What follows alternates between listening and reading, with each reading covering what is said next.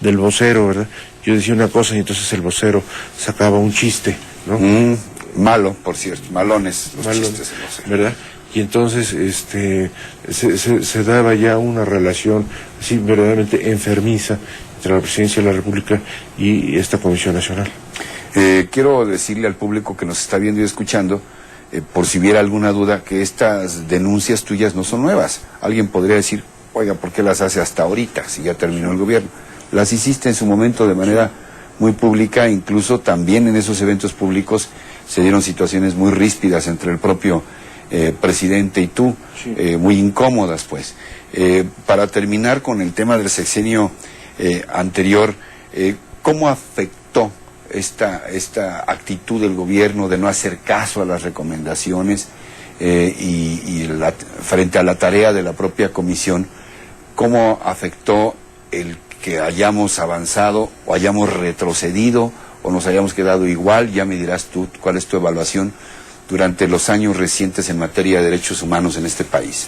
Mira, la esencia del ombudsman es que nuestras resoluciones no se imponen por la fuerza, sino tienen que ser aceptadas. O sea, la base de nuestro trabajo es la autoridad moral, ¿verdad?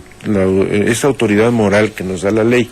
Entonces, si en vez de hacerle caso a las recomendaciones, en vez de atenderlas, se frivoliza con ellas, entonces nuestra autoridad moral se viene por los suelos, deja de funcionar la institución. Nosotros no somos una institución en contra del gobierno, somos una institución que está colaborando con el gobierno para que haga bien su trabajo. Y entonces, si se frivoliza nuestro trabajo, ya no servimos. Y entonces, yo creo que en ese sentido, pues es muy claro que fue lo que sucedió durante el gobierno anterior y en lo cual, pues, gran culpa, pues, la tuvo el presidente de la República.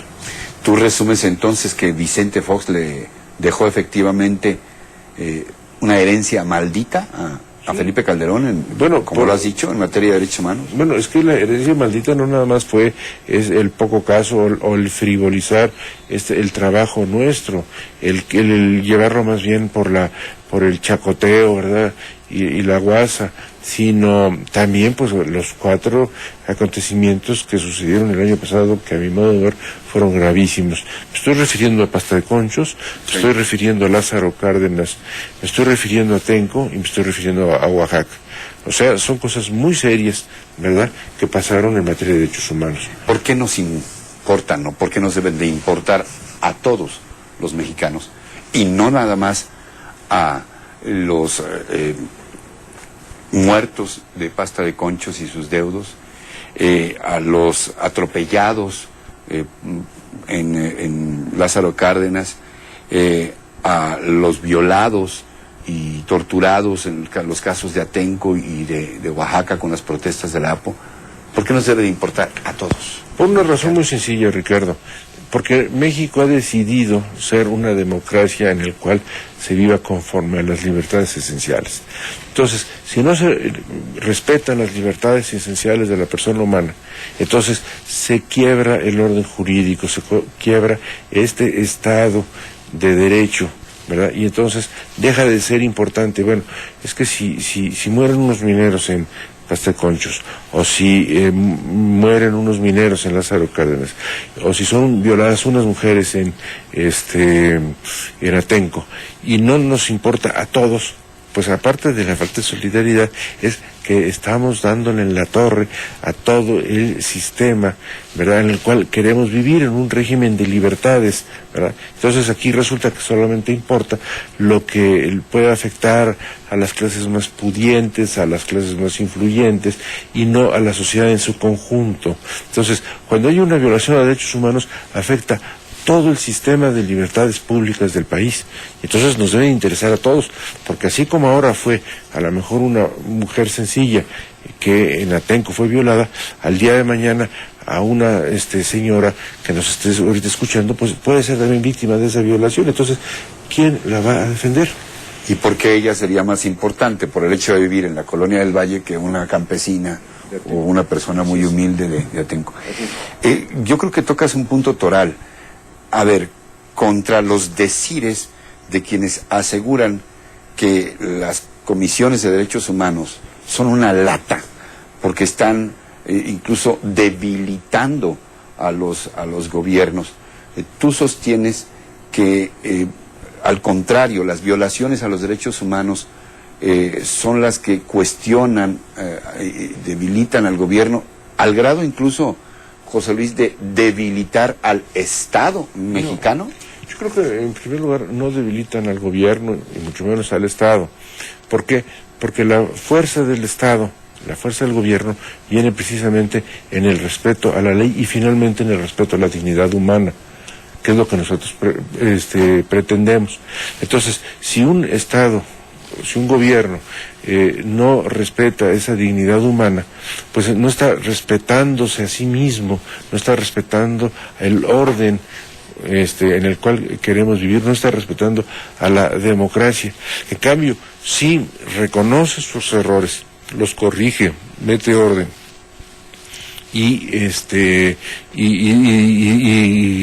ratifica el propósito de vivir pues precisamente en un régimen de libertades, pues finalmente se va a respetar y finalmente va a fortalecerse el Estado y el gobierno que respeta las libertades fundamentales. Es por ello que, en resumen y con la experiencia inmediata del gobierno anterior, hablas tú de que es urgente en este país hacer más república en nuestra democracia. Por supuesto, porque la república somos todos. Es la palabra pública viene de res pública, la cosa pública, donde estamos todos, ¿verdad? Entonces, en el momento en el cual la sociedad participe más en lo que es el gobierno, ¿verdad? Entonces, en ese momento estaremos precisamente viviendo una auténtica democracia y no nada más una democracia formal de cada 3 años ir a votar, ¿no? Ya. Doctor, hablemos pues, luego de haber resumido la experiencia de los años recientes, del momento actual. ¿Cómo sientes el presente? ¿Ya hay algunas señales del gobierno de Felipe Calderón sobre cuál va a ser su actitud respecto a la Comisión de Derechos Humanos? Mira, Ricardo, yo te lo plantearía como una gran interrogante. Por un lado, pues yo sí he hablado con el presidente, con algunos de sus colaboradores, hay el principio, el propósito de mejorar en el cumplimiento a los derechos humanos, en mejorar la relación con nosotros, lo cual nosotros pues estamos abiertos totalmente y qué bueno y listos para colaborar con el gobierno. Ahora bien, esos propósitos se deben de convertir en hechos, ¿verdad? Y no nada más en buenos propósitos.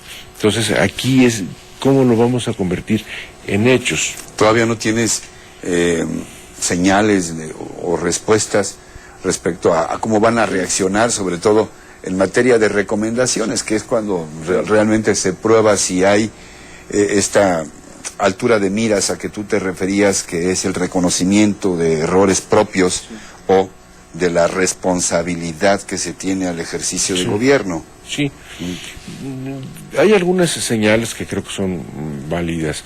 Ya, por ejemplo, bueno, el hecho de que estos colaboradores, me estoy refiriendo por ejemplo al secretario de Seguridad Pública, al director del Seguro Social, al mismo secretario de Gobernación, que ya han establecido conmigo un diálogo. Hay otro hecho, por ejemplo, que es significativo: los acontecimientos del 1 de septiembre. Tú recordarás cómo la PCP y Estado Mayor sitiaron San Lázaro, cómo inclusive pues hubo algunas diputadas, algunos legisladores que fueron golpeados, etcétera. Nosotros hicimos un trabajo ahí de investigación y emitimos una recomendación. Esto del día 1 de septiembre, el día del informe, ¿verdad? El Estado Mayor aceptó la recomendación y la Secretaría de Seguridad Pública, después de algún tiempo, aceptó la recomendación, ¿verdad? Entonces esto ya rompe la inercia que veníamos teniendo con Medina Mora, donde él, dijéramos, metódicamente rechazaba las recomendaciones, ¿no? Era así como... Cuando era secretario de Seguridad Pública, pero ahora es procurador. Pues y sí, también seguirán hablando con él, o entendiéndose, o malentendiéndose, como se quiera. Pues ahí está la madre del cordero.